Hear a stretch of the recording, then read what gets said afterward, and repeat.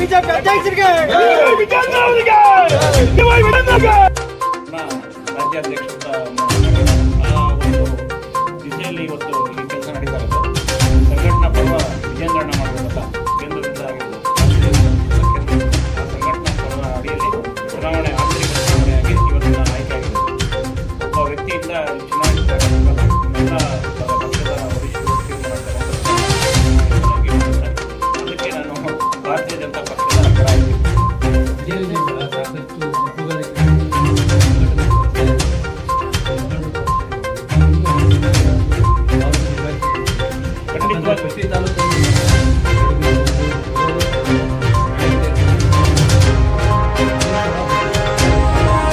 ಹೊಣೆಗಾರಿಕೆ ಇದ್ರೆ ಕೂಡ ನಾವು ಆ ಕ್ಷೇತ್ರದಲ್ಲಿ ಚುನಾವಣೆಯಲ್ಲಿ 2 ಲಕ್ಷ ನಂತರ ಓದ್ತಿದ್ವಿ. ಮತ್ತೆ ಈ ಬಾರಿ ಮಲೇಶ್ ಬಾಬು ಅವರು ಗೆಲ್ತಿದ್ವಿ. ನಾವು ಚುನಾವಣೆ ಪಕ್ಷ ಬಂದಾಗ ಭಾರತೀಯ ಜನತಾ ಪಕ್ಷ ಕಟ್ಟುನಿಟ್ಟು ಇಷ್ಟಪಟ್ಟು ಬೇರೆ ಆ ಕಾರಣಕ್ಕೆ ಪಕ್ಷ ಚುನಾವಣೆ ಅಂತಂದಾಗ ನಾವೆಲ್ಲರೂ ಒಟ್ಟಾಗಿರ್ತೀವಿ. ಎಲ್ಲರನ್ನೂ ಖಂಡಿತವಾಗಿ ನೀವು ಏನು ಗುಂಡುಗಾರಿಕೆ ಆಗ್ತಿದೆ ಅದನ್ನೆಲ್ಲರೂ ನಾನು ಅವ್ರ ಮನೆಯಾಗಿ